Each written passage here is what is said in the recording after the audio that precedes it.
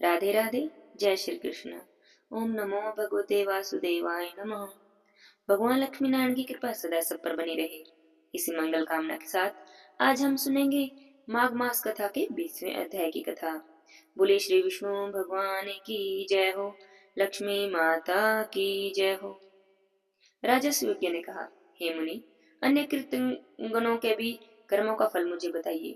यह ब्राह्मण का शाप तो मेरे लिए अमृत के समान है, क्योंकि इसी कारण ही मुझे सत्संग का लाभ हुआ है। भला विपत्ति में पड़े बिना किसको संपत्ति प्राप्त होती है। मैं धन्य हूँ, मेरा तो जीवन सफल हो गया, क्योंकि आज मेरे घर पर मुक्ति, मुनिगण और देवता आदि पधारे हैं। महादेव जी कहते हैं, हे देवी पार्वती। राजा सूर्य के प्रश्न करने पर सब मुनियों में महान ऋषि नारायण जी ने अपनी बात को कहना आरंभ किया। नारायण जी ने कहा, हे राजन, जो आप अपने या दूसरे की दी हुई ब्राह्मण वृत्ति का अपहरण करता है, उसे कंकन समझना चाहिए। उसे जो फल मिलता है, अब उसे सुनो। उसकी जीविका छिन जाती है। वह ब्राह्मण के आंसुओं से धरती के जितने धूल कण भीगते हैं, उतने हजार वर्षों तक वह नरक में रहता है। दहकते हुए अंगारे उसे खाने को मिलते हैं। तपे हुए अंगारों की सैया पर उसे सोना पड़ता है। उठने की चेष्टा करने पर यमराज के दूत उसे पीटते हैं। उस नरक यातना के अंत में वह माँ पाप विष्टा का कीड़ा बन जाता है, और उस अवस्था में उसे देवताओं के वर्ष से 600,000 वर्षों तक रहना पड़ता है। उसके बाद वह मानव भूमिहीन, संतानहीन, दरिद्र, कृपण, रोगी होता है, और तभी उसकी शुद्धि हो पाती है। नारद जी बोले कि जो नरधम अपनी या पराई कीर्ति का हनन करता है, वह कीर्तिघन कहा गया है। उसको मिलने वाले फल को सुनो। हे राजन, वह अत्यंत दीर्घ काल तक अंधकूप नाम के नरक में निवास करता है। उसमें श्रोते जैसे कीड़े उसे सदा काटते रहते हैं और खाते रहते हैं। वह पापी वहां तपाया हुआ खारा पानी पीता है और खाता रहता है, और 7 जन्मों तक सर्प और 5 जन्मों तक कौवा होने के बाद उसकी शुद्धि होती है। महादेव जी कहते हैं, हे देवी पार्वती। इस प्रकार सभी मुनियों ने राजा को ज्ञान उपदेश दिए और फिर कहा कि हे राजन, हमने शास्त्र के अनुसार सब बातें आपसे कह दी हैं। अब तुम इन विप्र को प्रणाम करो और निश्चय ही इन्हें अपने घर को लौटा ले चलो। महायतन पूर्वक ब्राह्मण देवता का पूजन करके इनका आशीर्वाद प्राप्त करो। हे राजन, इसके बाद वन को जाओ और तप करो। ब्राह्मणों से के श्राप से छुटकारा मिलने पर फिर यहाँ आ गए। हे पार्वती, ऐसा कहकर सब मुनि, देवता, राज और बंधु वर्ग के लोग तुरंत अपने अपने स्थानों को चले गए। पार्वती देवी ने पूछा, हे प्रभु, मुनि समूह के चले जाने पर मनुष्यों के कर्म फल का वर्णन सुनने के बाद ब्रह्म श्राप से विरह हुए राजा ईश्वर ने क्या किया, अतिथि ब्राह्मण ने क्या किया, वे लौटकर राजा के घर गए या नहीं, यह सभी बातें मुझे बताने की कृपा करें। महादेव जी ने कहा, हे देवी पार्वती, मुनि समूह के चले जाने पर वे श्रापग्रस्त रास्ता श्राप श्रापग्रस्त राजा धर्मात्मा पुरोहित वशिष्ठ जी की आज्ञा से भूतल पर ब्राह्मणों के दोनों चरणों में दंड की भांति गिर पड़े। तब उनको श्रेष्ठ द्विज ने क्रोध छोड़कर उन्हें शुभ आशीर्वाद दिया। उन कृपा मूर्ति ब्राह्मण को क्रोध छोड़कर मुस्कुराते हुए राजा सूर्य ने देखा तो नेत्रों से आंसू बहाते हुए दोनों हाथ जोड़ लिए और विनम्र भाव से आत्मसमर्पण करते हुए उनका परिचय पूछा। राजा की बातें सुनकर वे मुनि हंसने लगे। उन्होंने मेरे दिए हुए सर्वसुलभ परम तत्व का उन्हें उपदेश दिया। अतिथि ने कहा, ब्रह्मा जी के पुत्र मरीच हैं और उनके पुत्र कश्यप जी हैं। कश्यप जी के सभी पुत्र मनवांछित देव भाव को प्राप्त हुए हैं। उनमें तुष्टा बड़े ज्ञानी हुए। उन्होंने सहस्त्र दिव्य वर्षों तक पुष्कर में परम दुष्कर तपस्या की।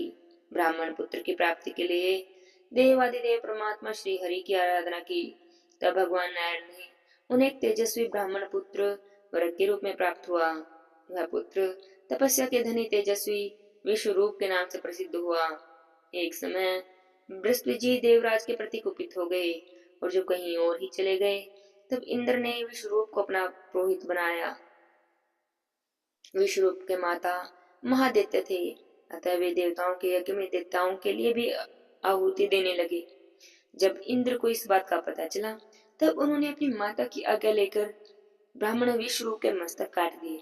हे नरेश्वर, विश्वरूप के पुत्र विरूपाक्षी मेरे गुरु हैं। इन्होंने ही मुझे विद्या, ज्ञान और मंत्र दिए हैं। प्रकृति से परवर्ती सर्वात्मक मेरे इष्ट देव हैं। मैं उन्हीं के चरण कमलों का चिंतन करता हूँ। मेरे मन में संपत्ति की कोई भी इच्छा नहीं है। राधा वल्लभ श्री कृष्ण मुझे सालोक्य, सारू, प्यार और सामाप्य इन नाम के दो मोक्ष देते हैं, परंतु मैं उनकी कल्याणमयी सेवा के सिवा कोई दूसरी वस्तु नहीं लेता। ब्रह्मवर्त को भी मैं जल में दिखाई देने वाले प्रतिबिंब की भांति मिथ्या ही मानता हूँ। हे राजन, भक्ति के अतिरिक्त सब कुछ मिथ्या भ्रम मात्र है, नश्वर है। इंद्र, मनु और सूर्य का पद भी जल में खींची गई रेखा के समान ही मिथ्या है। मैं तो उसे भी सत्य नहीं मानता। फिर राजा के पद को कौन गिनता है? हे सुयज्ञ, तुम्हारे यज्ञ में मुनियों का आगमन सुनकर मेरे मन में यहाँ आने की लालसा हुई।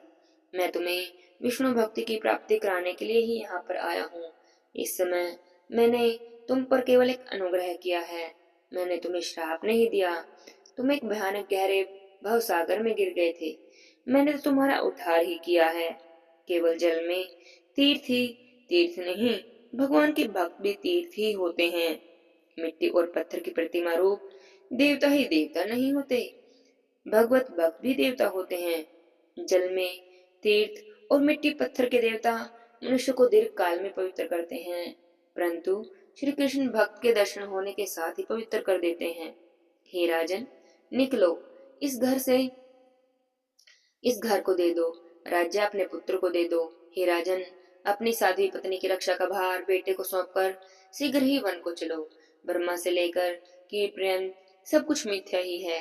जो सबके ईश्वर हैं, उन परमात्मा राधा वल्लभ श्री कृष्ण जी का भजन करो।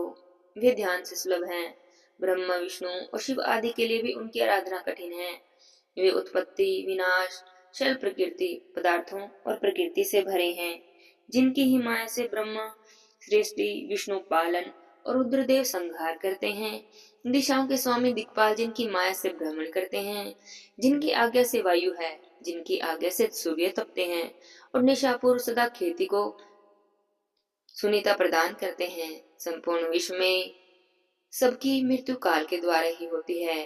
काल आने पर ही इंद्र वर्षा करते हैं और अग्निदेव चलाते हैं। संपूर्ण विश्व के शासक और प्रजा को संयम रखने वाले यम काल से ही भयभीत होकर अपने कार्य में लगे रहते हैं।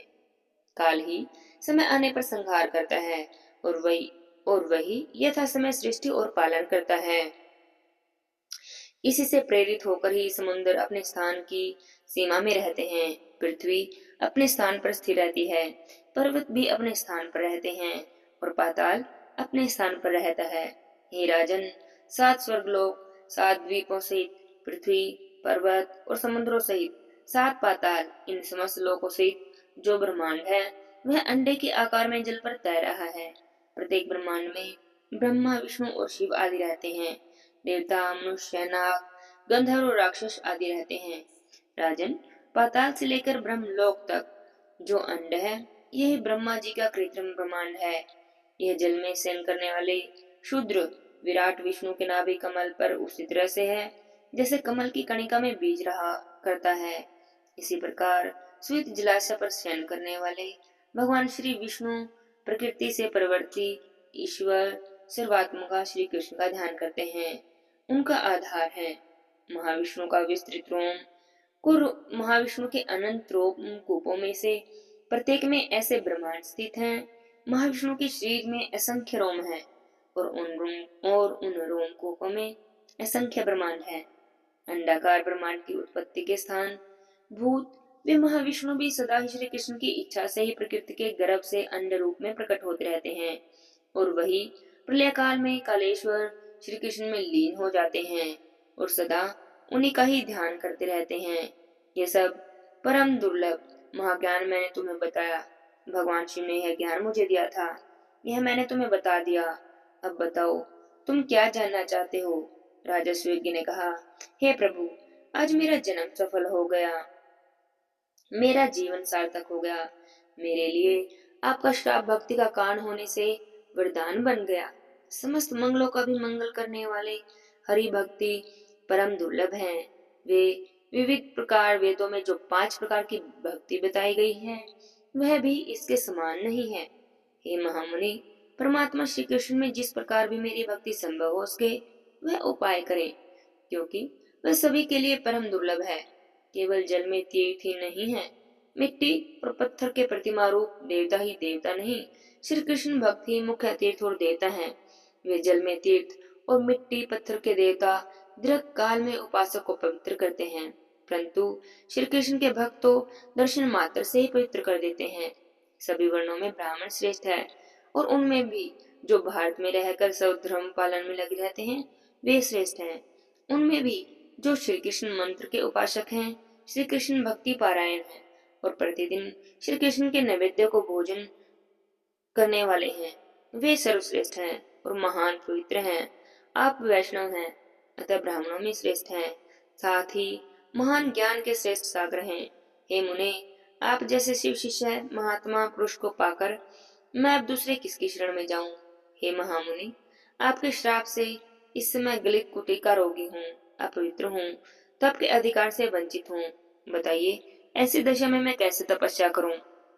तब सूत ब्राह्मण बोले, हे राजन, सनातनी विष्णु माया हरि भक्ति प्रदान करने वाली है। वह जिन लोगों पर कृपा करती है उन्हें भगवान की भक्ति देती है। माया जिन्हें मोहित करती है उन्हें हरि भक्ति नहीं देती, अपितु उनको नश्वर धन देकर ठग लेती है।